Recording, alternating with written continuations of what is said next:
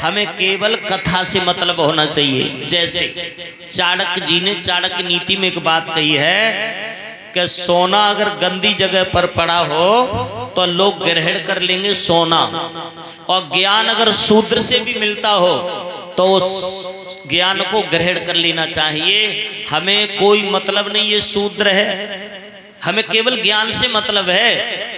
अगर किसी आदमी के अंदर अवगुण हो, अवगुण, तो आप उस अवगुणों पर ध्यान न देकर अगर तुम्हें कोई गुण की बात बताता हो उसे ग्रहण कर लेना चाहिए। लेकिन लोग सबसे पहले गुण देखते हैं कि इसके अंदर क्या गुण है। जैसे कोई बीड़ी पीता हो और दूसरे को मना करे बीड़ी मत पीना, तो लोग कहते हैं तुम क्यों पीते हो, हमें बता रहे हो, तुम खुद पी रहे हो।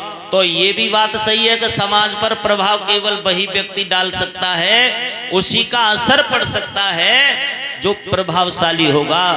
जो दुर्गुणों से बचा हुआ होगा उसका तो प्रभाव पड़ जाएगा। और जिसके अंदर खुद दुर्गुण हो और दूसरे को समझाए तो लोग नहीं समझ पाएंगे। लेकिन मेरे समझ में तो एक बात आई, भगत जी, जूना होता है, जूना बर्तन साफ करने वाला, जूना बर्तनों को एकदम चमका देता है, कितना भी गंदा बर्तन हो। और जूना को कितनों तुम धोना, कितना भी साफ करना, लेकिन वो कभी साफ नहीं होता है। तो दोनों ही बातें हैं। कुछ लोगों के दिमाग में जैसे पढ़ाने वाला अध्यापक हो, अगर उसके अंदर अवगुण होंगे तो फिर बच्चों को क्या शिक्षा देगा और बच्चों पर असर ही नहीं पड़ेगा। तो पहले खुद को सुधरना चाहिए। एक जगह कथा चल रही, परीक्षित महाराज, कहाँ गए परीक्षित यज्ञपति, जब कथा चल रही थी तो पंडित जी जो कथा कहने वाले हैं वो पंडित जी एक बात बोले कि देखो भाई, अगर हम सुधरेंगे तो जग सुधरेगा, अगर हम सुधरेंगे तो जग सुधरेगा। तो कोई एक आदमी पांडाल में से उठ के खड़ा हो गया और जवाब देने लगो कि महाराज जी कथा पढ़ियो बाद में, पहले हमें ये बताओ कि तुम कब सुधरोए। तो बोले कि जब हमारे बाप ना सुधर पाए तो हम कहाँ सुधरेंगे, ये तो हम बता रहे हैं तुम्हें। तो प्रभाव कैसे पड़ेगा साहब? प्रभाव आदमी पर जब ही पड़ सकता है जब प्रभावशाली व्यक्ति उपदेश करेगा, तब तो प्रभाव पड़ जाएगा, वरना समाज पर कोई प्रभाव नहीं पड़ने वाला है। और राम कथा कृष्ण कथा का ये गौरव है। कथा के संत तो वैसे भी पपिया बताए। डाकिया हमारी चिट्ठी लेके आए तो हम डाकिया से प्रश्नोत्तर नहीं करेंगे, कितने पढ़े लिखे हो, आपको तनख्वाह कितनी मिलती है, कितने दिन नौकरी करते हो गए, कितने दिन और बाकी रह गए हैं, परिवार में और कोई काम धंधा होता है, बता। इन बातों से हमें कोई लेना देना नहीं डाकिया से। उस डाकिया से हमें केवल अपना पत्र लेना है, अपना मतलब हल करना है। तो उसी तरह से हमें कथावाचक से तो कोई मतलब नहीं, हमें केवल कथा से प्रेम होना चाहिए।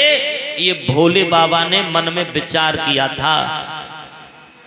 भोले बाबा ने सोचा कि हम केवल कथा सुनने जा रहे हैं, और राम कथा कृष्ण कथा का अगर गौरव नहीं होता तो संत तुलसीदास रामायण में क्यों लिखते। उन्होंने रामायण में बहुत सुंदर चौपाइयों के माध्यम से लिख दिया। क्या?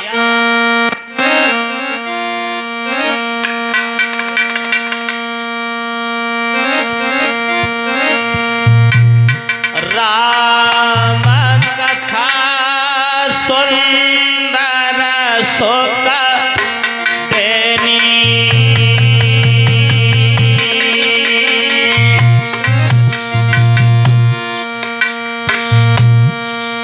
अरे राम कथा सुंदर सुख देनी,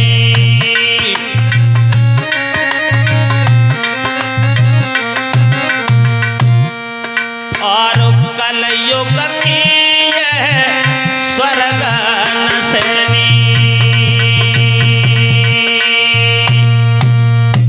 राम कथा सुंदर सुख देनी और कलयुग की यह स्वर्ग नसनी। कलयुग में स्वर्ग तक पहुंचाने वाली है राम कथा और कृष्ण कथा। और संत तुलसीदास लिख रहे हैं आगे चौपाई में इसी कथा के बारे में।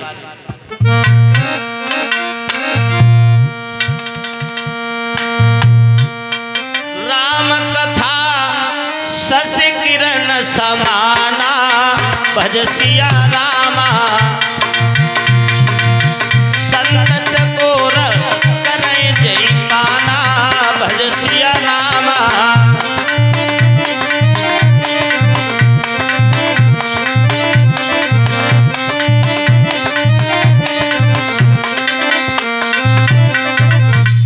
चंद्रमा की किरणों के समान राम कथा और कृष्ण कथा, ये चंद्रमा की किरणें कितनी प्यारी लगती हैं, वैसे ही ये कथा है। चकोर रूपी संत इस कथा का रसपान करते हैं। और भी लिखा इस कथा में संत तुलसीदास ने क्या,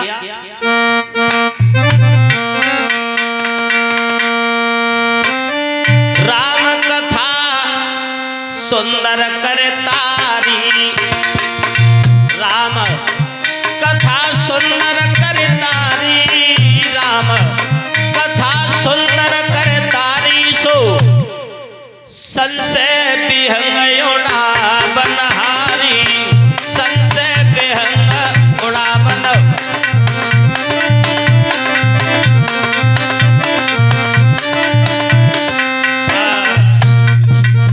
सभी संशयों को दूर करने वाली है राम कथा और कृष्ण कथा।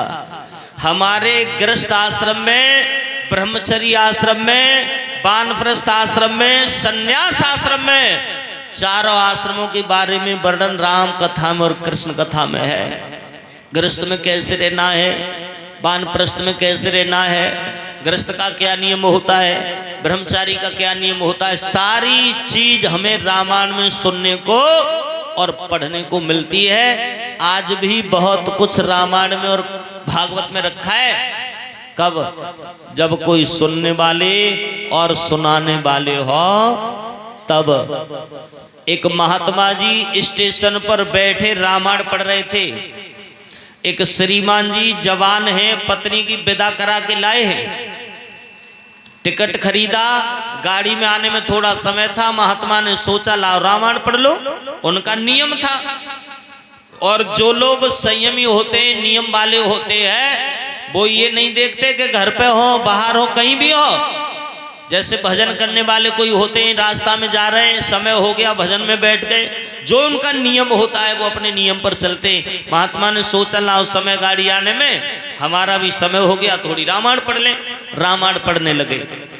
वो श्रीमान जी जो पत्नी की विदा करा के लाए, महात्मा के पास पहुंचे, बोले बाबा ऐसा इस रामायण में क्या आपने देख लिया है, ऐसा क्या इस रामायण में लिखा हुआ है जो आप स्टेशन पर बैठे हो, गाड़ी का इंतजार कर रहे हो, गाड़ी आने वाली है और आप यहाँ भी पढ़ रहे हो रामायण।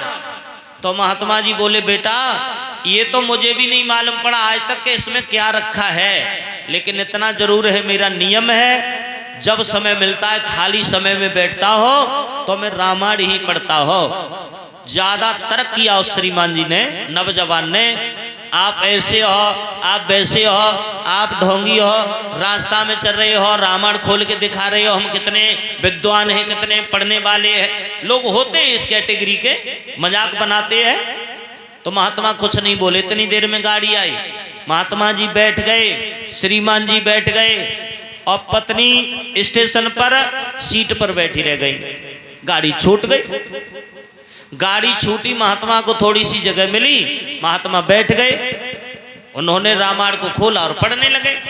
अब चारों तरफ उन्होंने नजर घुमा के देखा, हमारी पत्नी दिखाई नहीं दे रही इस डिब्बा में। तो आवाज लगाने लगे, अरे भाई गाड़ी रुकवा, हमारी पत्नी स्टेशन पर खड़ी रह गई।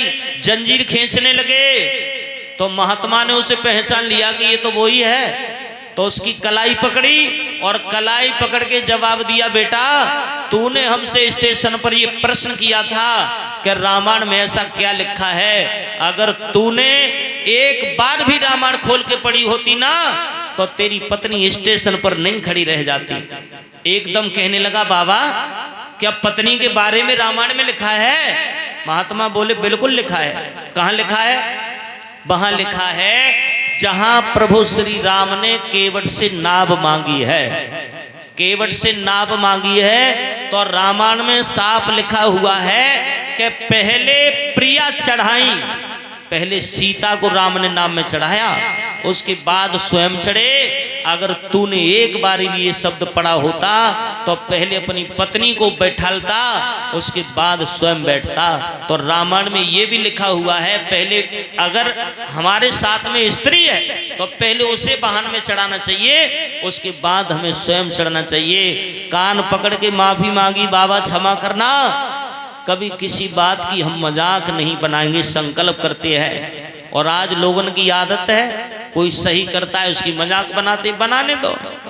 राजस्थान की रहने वाली मीरा संतों में नाचती थी, लेकिन लोगों ने बड़ी मजाक उसकी बनाई है, पर मजाक का कोई असर नहीं हुआ।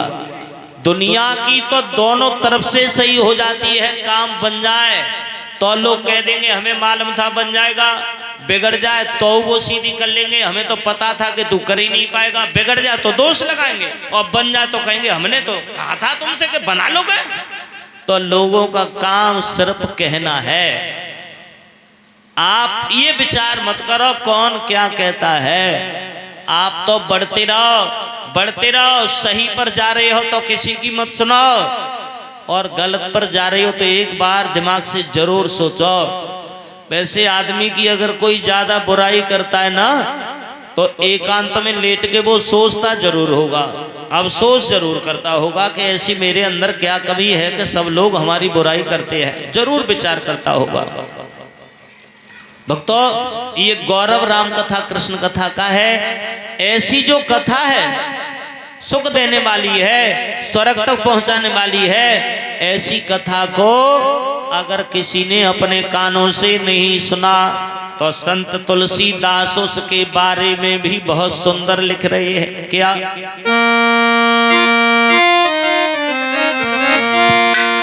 सोई जन हरि कथा सुनी नए काना, जिन हरि कथा सुनी नए काना, जिन हरि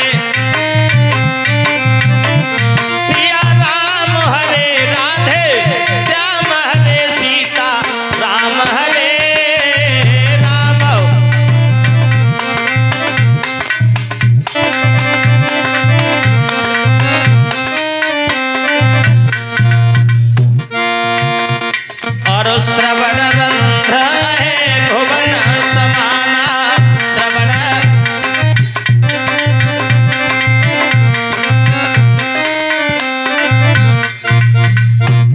जिन हर कथा सुनी नए काना, और श्रवण रंध्र अहे भुवन समाना। श्रवण कहते हैं कानों के लिए, उनके कान सर पर चूहा के बिल जैसे होते हैं, कितनी भी आवाज मारती रहो उनमें आवाज नहीं जाती है। वैसे ही उनके कान हैं जिन्होंने इस कथा को नहीं सुना। कान तो देखने में बराबर दिखाई देंगे आपको, लेकिन अंदर से जो कनेक्शन होता है ना सुनने वाला, वो हटा हुआ होता है, वो सुन नहीं पाएंगे कितना भी आप चिल्लाते रहो। जिनके संस्कार नहीं होते पूर्व जन्म के, ये रामायण में है भक्तों। और जिनके मुख से भगवान का नाम नहीं आता, उनका मुख तो भगवान ने बेकार में बनाया। जिन मुख राम नाम नहीं आवा, और ते मुख ब्रह्मा वृथा बनावा। उनका मुख तो भगवान ने बेकार में बनाया है, जिनके मुख से भगवान का नाम नहीं आता। लोग गाली देते रहेंगे, जुआ खेलते रहेंगे, बुराई करते रहेंगे, लेकिन भगवान को नाम नहीं ले पाएंगे।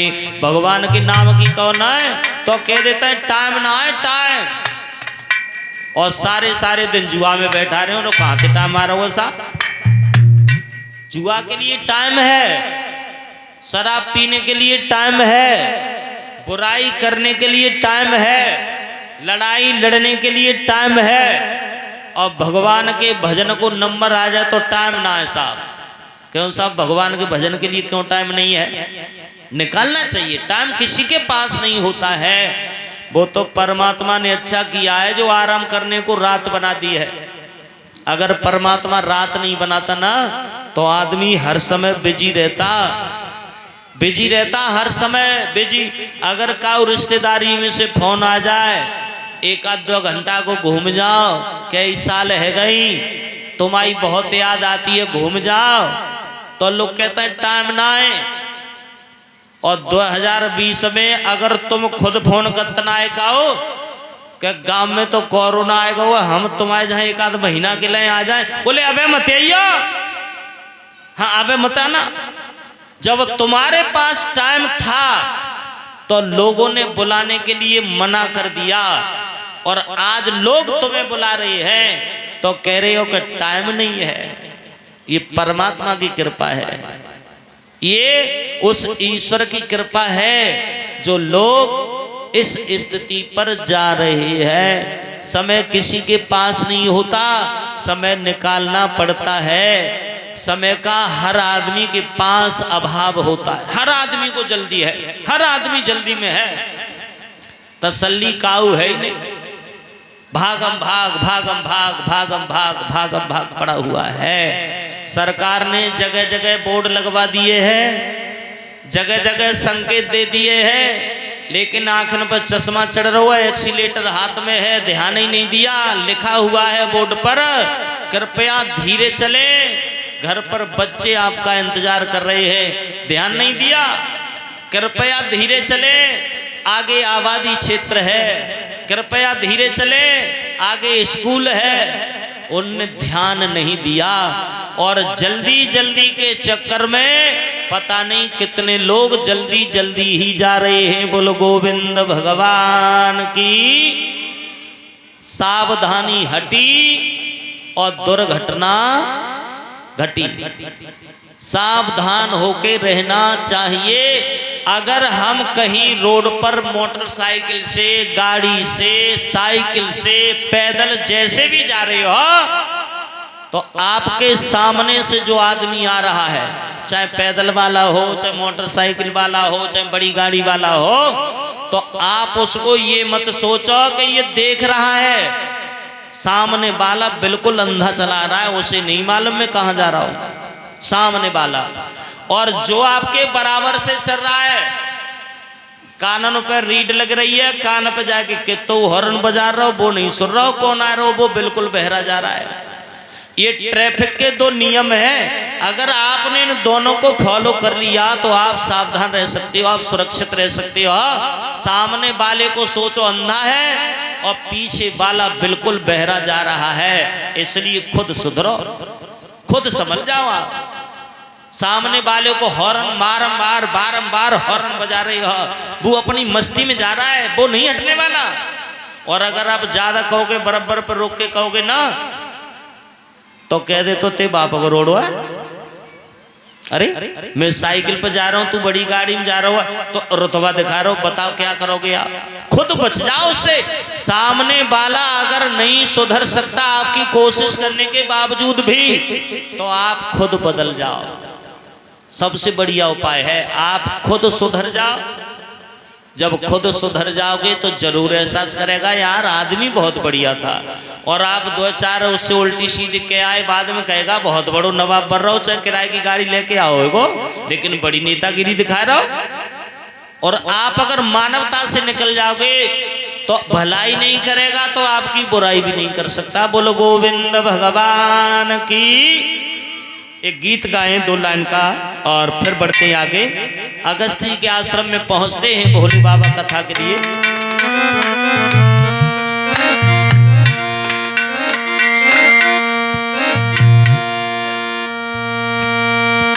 अरे तई खाजानंद के लाल मुरली बजवाऊंगी, तई खाजानंद के लाल मुरली बजवाऊंगी, तई खाजा।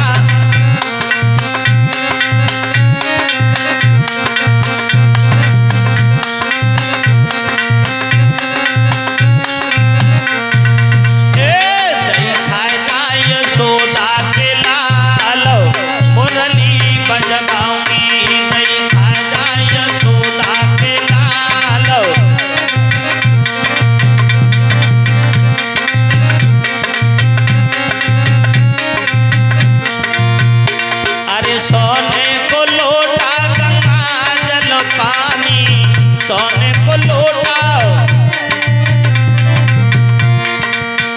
पीजा पीजा नंद के लाल मुरली बजवाऊंगी पीजा पीजा नंद के लाल मुरली बजवाऊंगी दही खाजा नंद के लाल।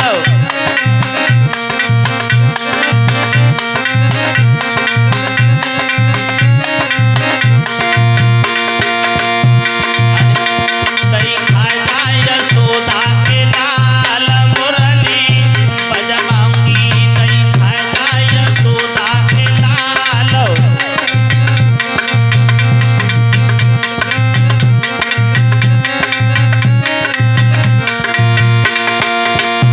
अरे सोने की थाली में भोजन परोसे सोने की थाली में खाजा खाजा नंद के लाल मुरली बजवाऊंगी खाजा खाजा नंद के लाल।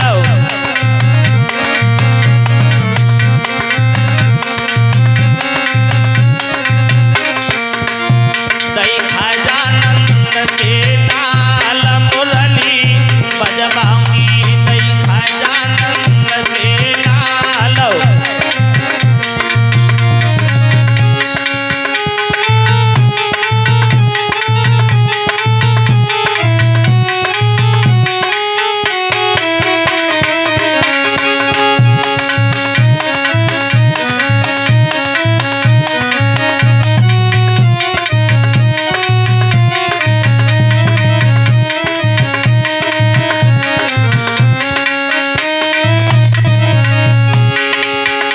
दही खाजा नंद के लाल मुरली बजवाऊंगी दही खाजा नंद के लाल।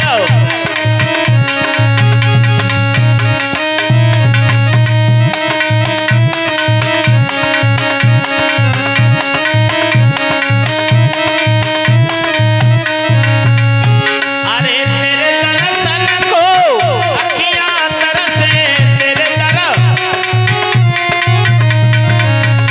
आजा आजा नंद के लाल मुरली बजवाऊंगी आजा आजा नंद के लाल।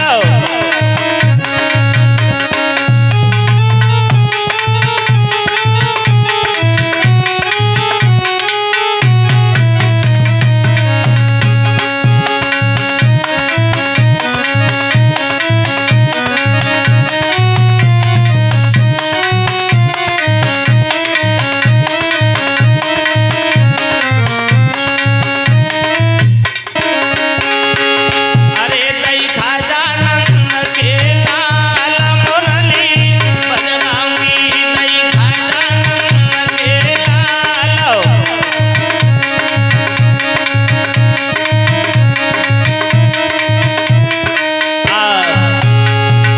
बोलो भक्त वत्सल भगवान की।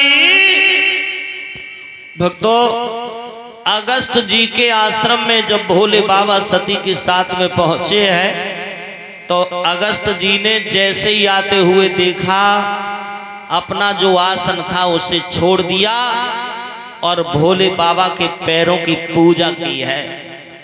जब भोले बाबा की पूजा की है अगस्त ऋषि ने, लेकिन सती ने एक विद्वान की महानता का, मानवता का, शिष्टाचार का गलत अर्थ कर दिया और सती सोचने लगी कैसा विद्वान है, अरे ये क्या कथा हमें सुना पाएगा। हम तो इसे बड़ा समझ के आए, विद्वान समझ के आए, लेकिन ये हम श्रोताओं के पैर छू रहा है। ये कैसा कथावाचक है, ये क्या कथा सुना पाएगा। ये शंका सती के दिल में हो गई है।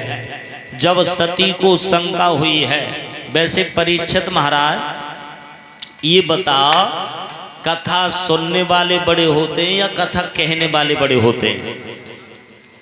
क्यों? हमारे परीक्षित महाराज कह रहे हैं भगत जी के कथा सुनवे वाले बड़े होता है। हम तो कितने ऊंचे पे बैठे हैं, चश्मा लगाए, तिलक लगाए, पीताम्बर लगाए बैठे हैं। बात बिल्कुल सही है, कथा कहने वाले की अपेक्षा कथा सुनने वाले श्रोता श्रेष्ठ होते हैं। क्यों? ये नियम जरूर है कि कथा कहने वाला विद्वान होता है, कथावाचक होता है, आचार्य शास्त्री प्राचार्य जो भी होता है उसे ऊंचे मंच पर बैठा दिया जाता है, लेकिन इसका मतलब ये नहीं कि वो बड़ा हो गया। भोले बाबा का मंदिर होता है, मूर्ति मंदिर में अंदर होती है, और कौआ अगर आकर के बैठता है तो कहाँ बैठे को पता है? भोले बाबा के ऊपर चुटिया पर। इसका मतलब वो कौआ बड़ा नहीं है। ऐसे समझ में ना आए, कथावाचक कितनी भी अच्छी कथा गाता हो, कितना भी अच्छा विद्वान हो, जब तक उसके पास में श्रोता नहीं आएंगे तब तक किसे सुनाएगा? वृक्षों को सुनाएगा, दीवारों को सुनाएगा, टेंटों को सुनाएगा, किसे सुनाएगा? इसलिए श्रोता श्रेष्ठ होते हैं। एक और बात ऐसे समझ में ना आए, अगले तरीका से समझे। आप लोग बैठे हो जमीन पर, तो आप लोग है गए जमींदार, और हम बैठे तख्त या चौकी, एक ही बात है, तो हम कौन है गए? चौकीदार। अब चौकीदार बड़ा होता है कि जमींदार? ये बात अगस्त्य जी जानते थे और भोले बाबा भी ये बात जानते थे, लेकिन सती नहीं समझ पाई। क्यों नहीं समझ पाई? रामायण में सती के पिता का नाम दक्ष है, और दक्ष है, दक्ष कहते हैं चतुर के लिए। चतुर की बेटी बुद्धि होती है। अगर भगवान की कथा में, भगवान के भजन में, भगवान के कार्य में हम बुद्धि से काम लेंगे ना तो हम फेल हो जाएंगे। हमें वहां बुद्धि की जरूरत नहीं है, हमें केवल भाव की जरूरत है। भाव का भूखा हूं मैं और भाव ही एक सार है। भाव से भज ले तो बंदे भव से बेड़ा पार है। भगवान की कथा के लिए भाव होना चाहिए। पंडाल में जूता चप्पल पहन के क्यों नहीं बैठने दिया जाता है? अगर पहन के बैठो तो जूता चप्पल कोई जे थोड़ी कंगे कि तुम हमें पहन के क्यों कथा सुन रहे हो। लेकिन नियम है, एक पैर का जूता होता है बुद्धि और एक पैर का जूता होता है अहंकार। अगर अहंकार और बुद्धि दोनों को लेकर के भगवान की कथा में हम बैठेंगे तो हम कथा को बिल्कुल समझ ही नहीं पाएंगे। अहंकार में बैठे रहेंगे, अरे ये हम तो बड़े विद्वान हैं, हम बड़े जानकार हैं, बड़े पढ़े लिखे हैं, बड़े सुंदर शरीर वाले हैं, बड़े परिवार वाले हैं। अहंकार और बुद्धि हमेशा कमी ढूंढने में लगी रहती है। ये बात कैसे हुई, कब हुई, कहाँ हुई, कैसे हुई, बुद्धि कमी निकालती है। और अहंकार में तो बैठे रहते हैं। जब ये दोनों चीज हमारे साथ होंगी, अहंकार और बुद्धि, तो हम कथा समझ नहीं पाएंगे।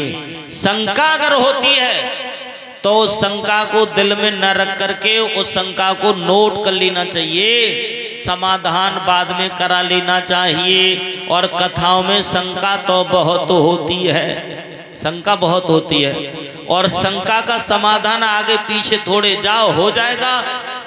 जैसे हमारा आप विचार करते हैं कि कासगंज से सांकरा वाला रोड बहुत चलता है, सांकरा वाला ये रोड बहुत चलता है, लेकिन रोड नहीं चलता है। पर कहते हम यही है कि रोड बहुत चलता है। रोड कहाँ चल रहा है साहब? रोड पर केवल सवारियां चल रही हैं। रोड तो अपनी जगह पर स्थगित है, रोड नहीं चलता। रोड पर सवारियां चल रही हैं, पर कह यही रहे कि ये रोड बहुत चलता है, रोड नहीं चल रहा। भागवत में आता है हिरण्याक्ष इतना बलवान था कि पृथ्वी को रसाताल में ले गया और तकिया बना के लेट गया। जब तकिया बना के लेटा होगा तो सारा शरीर उसने अपना कहाँ रखा होगा? शंका है। अगर आजकल कोई लड़का उपद्रव करने लगे, उल्टो सीधो चलने लगे, तो घर परिवार के मोहल्ला पड़ोस के लोग कहते हैं उनको नाती उनको बेटा तो धरती उठाए उठाए फिर रहा है। इसका मतलब उसने जमीन को उठा के खोपड़े पर नहीं रखा। उपमा किसी चीज को बढ़ा चढ़ा कर कह देना, उपमा देना एक अलंकार होता है।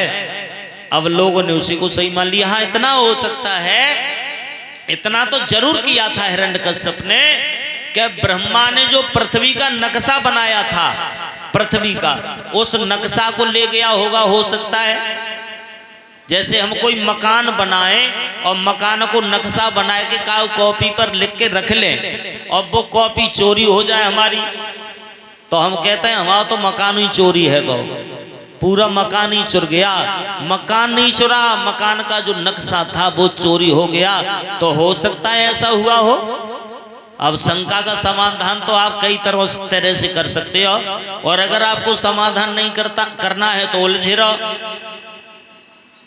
रेलगाड़ी से जाना है हमें, अगर रेलगाड़ी पटरी से उतर गई तो बस से चले जाइयो। बस का एक्सीडेंट हो गया तो हवाई जहाज से चले जाइयो। हवाई जहाज की पेट्रोल सीज हो गई तो घर में बैठो। घर में मकान गिर गो तो जंगल में जाके बैठो। जंगल में बादल गिर गो तो कभी अंत होने वाला नहीं है। ये तो शब्द हमेशा आगे आता रहेगा। अगर ऐसा हो गया तो ये कभी खत्म होने वाली नहीं है। इन चीजों के बारे में हम सोचना बंद कर दें। जो होगा उसे आप लाख कोशिश करने के बावजूद भी रोक नहीं पाओगे।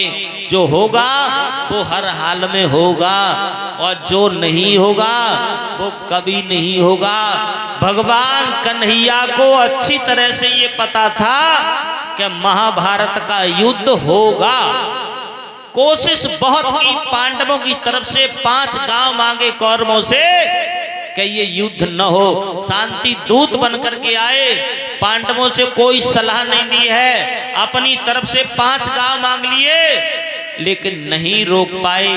और ये बताया था भगवान कन्हैया ने, क्या दुर्योधन तूने जो ये शब्द कहा है ना कि बिना युद्ध के सुई की नोक के बराबर जमीन नहीं दूंगा, तो कन्हैया ने ये कहा था कि युद्ध की विभीषिका तू जानता है? युद्ध कहते किसे हैं? तू जानता है युद्ध क्या होता है? और जिस युद्ध की तू बात करता है दुर्योधन, वो युद्ध कोई साधारण युद्ध नहीं होगा। पता नहीं कितनी बेटियों की मांग का सिंदूर उजड़ जाएगा, कितनी बहनों की गोद सूनी हो जाएगी, और कितनी माताएं विधवा हो जाएंगी। तू जानता है युद्ध क्या होता है? खून की नदियां बह जाएंगी। दुर्योधन बोले कुछ भी हो लेकिन नहीं दूंगा। कृष्ण ने कितनी कोशिश की लेकिन रोक नहीं पाए। जो होगा वो हर हाल में होगा, जो नहीं होगा वो कभी नहीं हो सकता। बोलो गोविंद भगवान की। सुखदेव जी बताने लगे हैं राजा परीक्षित के लिए, राजन आज जब भगवान, आज सुखदेव जी ने राजा को संकेत दिया, कथा श्रवण की है भोले बाबा ने, लेकिन सती ने भगवान की कथा को बिल्कुल नहीं सुना। और उन्होंने नामालूम संत तुलसीदास को कैसे मालूम पड़ गया, तो तुलसीदास ने सती का नाम श्रोता में से हटा दिया और रामायण में लिख दिया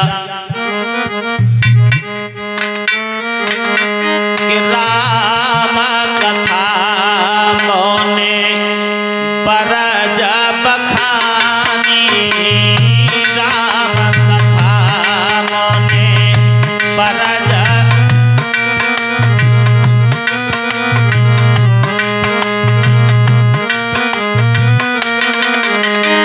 राम कथा मुने बरज बखानी, जय जय सीता राम हरे।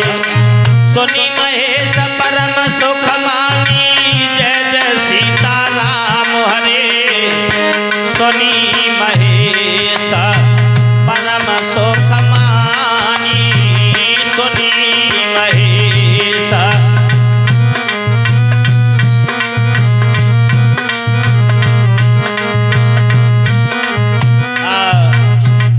राम कथा मुन जब खानी और सुनी महेशा परम सुख मानी। भोले बाबा का नाम इस चौपाई में आया है, लेकिन सती का नाम नहीं आया। अगर सती ने कथा सुनी होती तो सती का नाम श्रोता में जरूर जुड़ा होता। उन्होंने कथा नहीं सुनी, उनके दिल में तो शंका बैठी हुई है, कैसा विद्वान है, क्या कथा सुना पाएगा, ये वहम हो गया। भक्तों, आशीर्वाद दिया, चले भोले बाबा। कथा सुन करके तो रास्ता में प्रभु श्री राम और भोले बाबा की मुलाकात हो गई है। उधर से राम लक्ष्मण दोनों चले आ रहे हैं, इधर से सती और भोले बाबा। जब मुलाकात हुई वो समय कौन सा था? प्रभु श्री राम भोले बाबा की जब मुलाकात हुई है,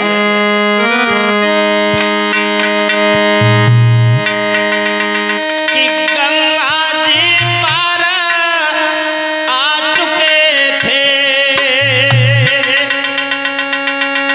और श्री दशरथ मरण हो चुका था। सुग्रीव मित्रता हुई न थी, पर सीता हरण हो चुका था। सुग्रीव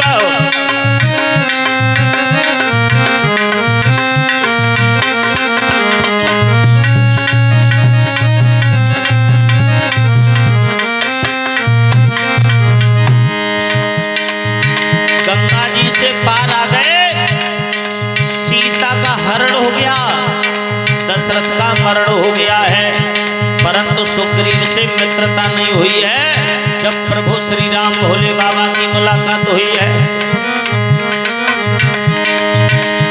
गंगा जी पार आ चुके थे, श्री दशरथ मरण हो चुका था। सुग्रीव मित्रता हुई न थी, पर सीता हरण हो चुका था। सुग्रीव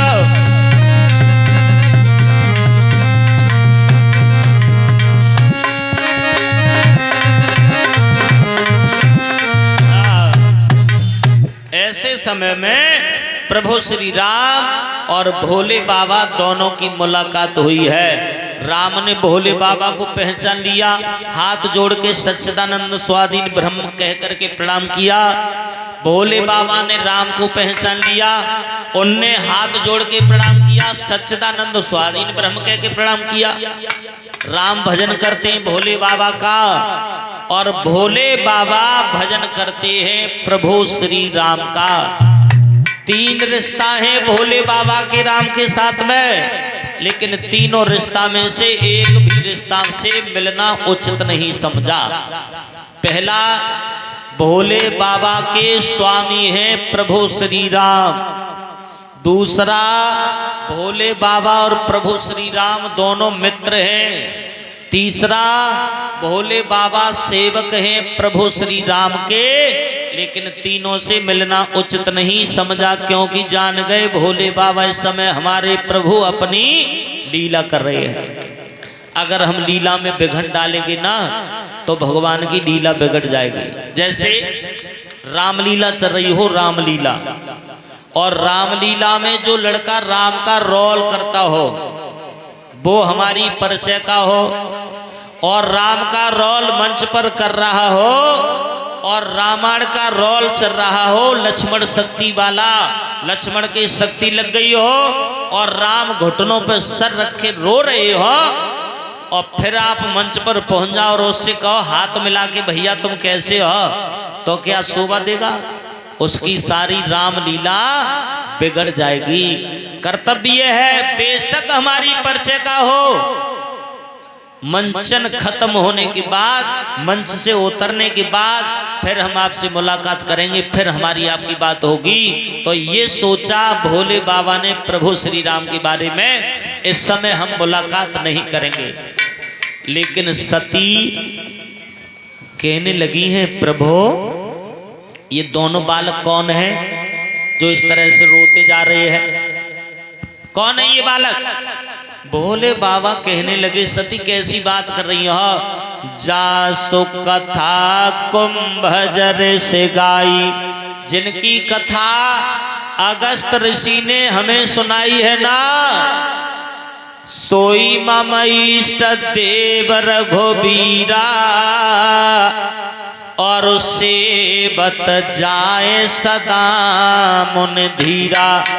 ये वही मेरे इष्ट प्रभु श्री राम हैं, जिनकी कथा हम अगस्त के आश्रम से सुन करके आ रहे हैं। इतनी बात सुनी कि राम, हाँ, अगर ये राम है तो साधारण बालकों की तरह रो क्यों रहे हैं? जैसे कोई साधारण बालक रोते हैं वैसे रो रहे हैं। भोले बाबा बोले सती, इनकी पत्नी का हरण हो गया है, इनकी पत्नी सीता को कोई राक्षस ले गया है, इसलिए दो भैया रो रहे हैं। सती हंसने लगी, बोली वाह, राम है, पत्नी का हरण हो गया, और इनको यही पता नहीं है कि हमारी पत्नी को कौन ले गया है। राम को तो सब पता होना चाहिए। तन की जाने मन की जाने, जाने चित्त की चोरी, और ऐसे प्रभु से कहाँ छिपो है, जाके हाथ में डोरी। परमात्मा के हाथ में जीवन की बागडोर है, उससे कुछ छुपा नहीं है।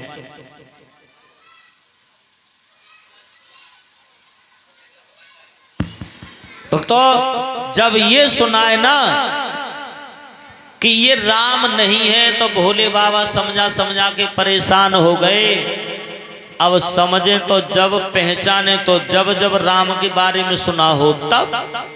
अब राम के बारे में सुना ही नहीं है तो पहचान कैसे पाए?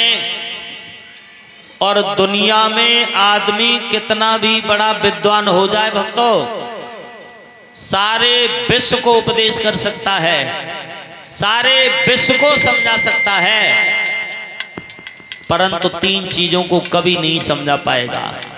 तीन चीज कौन सी है?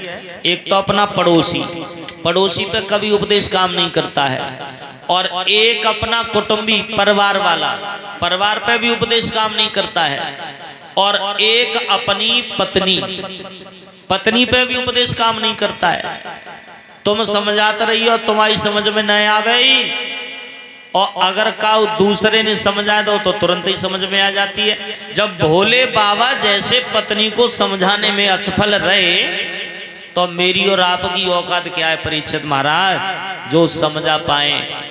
विदेहो न नारे हृदय गति जानी, जिन ब्रह्मा ने मेरी माताएं बहन दुनिया में बना के भेजी है ना, उनके हृदय के विचार वो ब्रह्म न जान पाए तो हम तुम जान कैसे सकते हैं? बोलो गोविंद भगवान की। वैसे एक बात तो है परीक्षित महाराज, हमारी जो माताएं बहनें ना, उनका दर्जा बहुत ऊंचा है, भाई बंधुओं की अपेक्षा बहुत ऊंचा है। पर ऊंचा कब है? जब ऊंचा जैसा काम करती हो तब है, और अगर ऊंचा जैसा काम नहीं करती है तो इनका दर्जा कोई ऊंचा नहीं है। आज उन माताओं का नाम इतिहास में अमर है जिन्होंने धर्म के साथ साथ अपने पति का साथ नहीं छोड़ा, उनका नाम आज इतिहास में अमर है। जिन्होंने धर्म के साथ साथ पति का साथ दिया, पति का साथ नहीं छोड़ा, उनका नाम अमर है। अनसुईया है, सीता है, सती है, सावित्री है, नर्मदा है, इनका नाम इतिहास में अमर है। और ये कोई और नहीं थी, जो आज हमारी माताएं एवं बहनें हैं वही थी। लेकिन कारण क्या है? लोग कहते हैं कि आजकल तो जमानो ही बदल गओ, वो जमानो ही ना रहो। जमानो नहीं बदल गओ, लोगन के विचार बदल गए। जमाना नहीं बदला, हमारे आपके विचार बदले हैं। जाकी रही भावना जैसी, अप्रभु मूरत देखी तिन तैसी।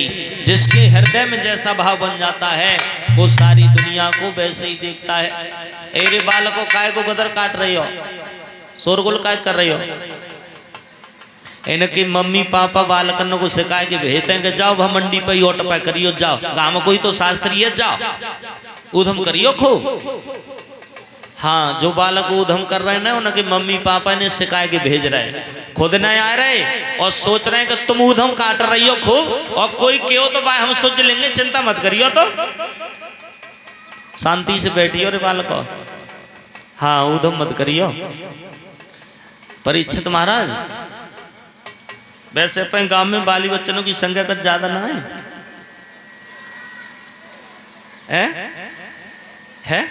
हाँ,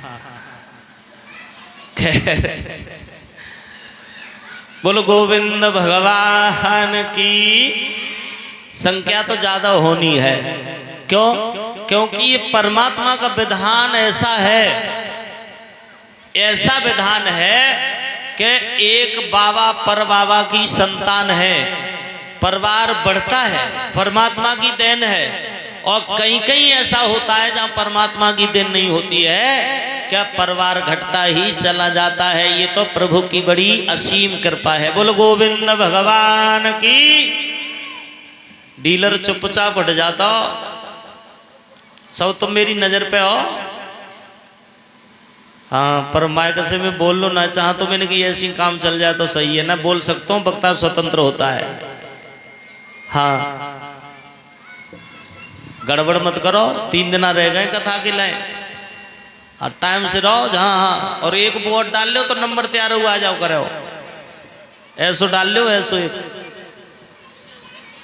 हाँ, डीलर ने तो 2 ले ली, लेकिन इन्हें कैंसिल करवा दे। मैं तो बेचारी 2 ले आई गंगा पे से, हम पे मांग के लो कि हमारे आदमी को दे दो। ऐसे ना कहीं नाराज मत है जाइयो, मैं अपनी तरफ से कह रहा हूँ। नाराज है जाए तो क्या करें, एक दिन आ भी नहीं कथा में, और का है।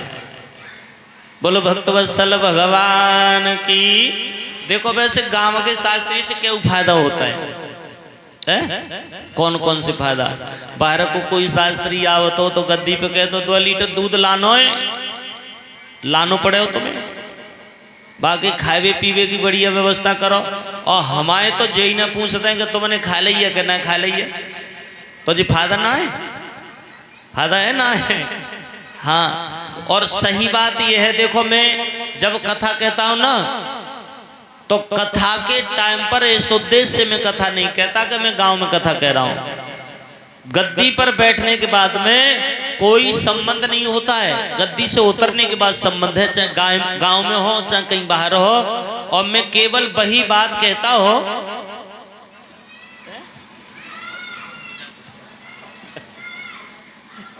मैं केवल वही बात कहता हो जो बात सही होती है। अब आप लोग उसे चाहे हंसी में निकालो और चाहे अपने जीवन में उतार के दिखाओ, पर मुझे खुशी कब होती है? जब आप कथा को अपने जीवन में उतारते हो तब। वैसे कथा मैंने कई बार गांव में कही है, 21-22 कथा मेरी हो रही है गांव में, जब से मैंने कथा कहना शुरू किया है तब से। और हर कथा में मैंने एक बात कही होगी, हर कथा में, कि कितनी माताएं बहन अपने पति के सुबह को पैर छूती हैं। हर कथा में बोलता हूं, वो एक तरह का यज्ञ करती है। कोई पांडाल में है जो पैर छूती हो, हाथ उठाइयो एक बार।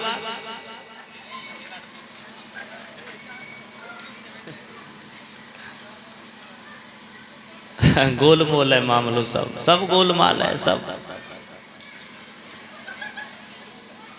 वैसे 1-2 माताएं बहन पैर छूती होंगी जरूर, पर हाथ उठाए हुए में शर्म लग रही है ना। क्यों? अगर हाथ ना उठाए दो फिर जे कथा ना सुनी, फिर तो बाई भी लग जाए। देख लो जय बढ़ रही है बड़ी पतिव्रता, देख लो कितनी बड़ी पतिव्रता बढ़ रही है। अगर आप नहीं छूती है, देखो पैरों में बड़ी शीतलता होती है। रामायण में आया है, एक ही धर्म एक व्रत नेमा, और काय बचन मन पति पद प्रेमा। ये स्त्री का परम कर्तव्य होता है, पति के चरणों में मन होना चाहिए, पैर छूने चाहिए। और पति का भी ये कर्तव्य होता है। ऐसो ना है पत्नी तो जा रही है पैर छुए के लाए है, तो कब देवता गड़बड़ कर रहा हो और देवता शराब के नशा में कर रहा है, तो पत्नी बेचारी क्या करेगी। अगर आप पत्नी से नियम कराना चाहते हो तो शरीर दो आत्मा एक होनी चाहिए, पहले खुद सुधरना चाहिए, तब पत्नी पर आपका अधिकार सुधारने का बन सकता है। और अगर आप ये सोचते हो कि मैं भमरा बन जाऊं, और भमरा का काम होता है कभी इस फूल से रस लेता है, कभी इस फूल से रस लेता है, कभी इस फूल से, और शाम को बंद हो जाता है, सुबह फूल खिलता है, भमरा मर जाता है। उस भमरे का इतना प्रेम उस फूल से होता है कि वो शरीर को भी त्याग देता है।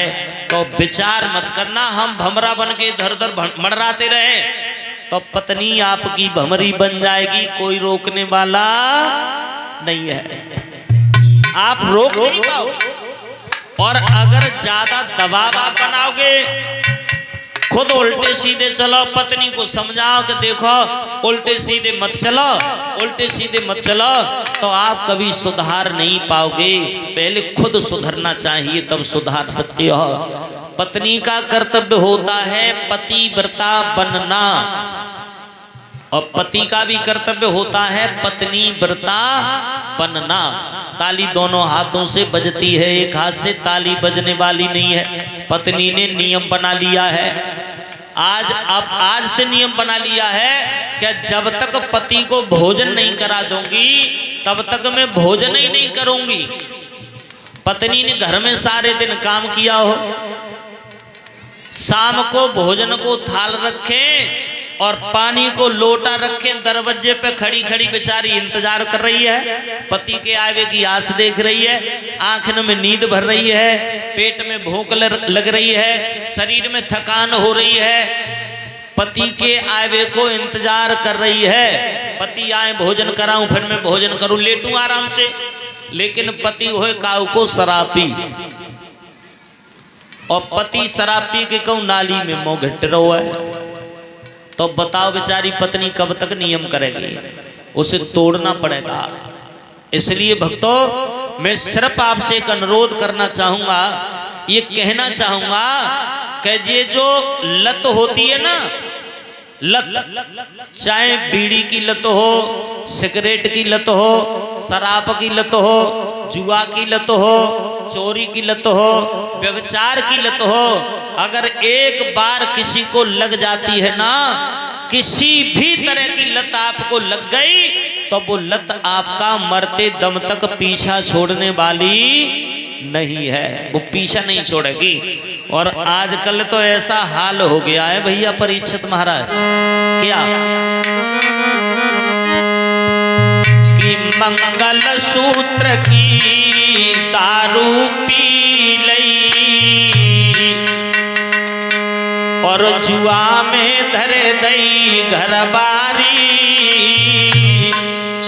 लत पड़ गई पैर ने हत्यारी, अरे लत पड़ गई पैर ने हत्यारी, अरे मंगल सूत्र की दारू पी लई और जुआ में धरे दई घर बारी, लत पड़ गई पैर ने हत्यारी, लत पड़ गई पैर ने।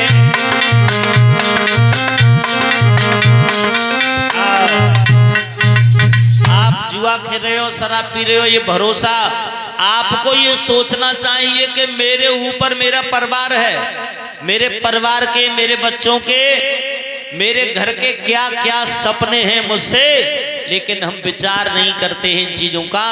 अगर माताएं बहन कोई पैर नहीं छूती है, कोई बात ना है, कथा वही 3 दिन चले ही का दिन पूछ सकती है, कल से कोई पैर छुएबे को तैयार हो तो हाथ उठाइयो एक बार।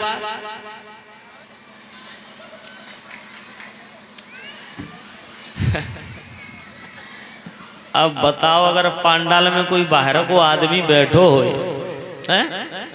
और ऐसी नौबत जब आ जाए तो जा में हमारी बदनामी ना हो कि तुम गांव में कथावाचक हो, बताओ तुम अपने गांव को सुधारना कैसे सुधार करोगे।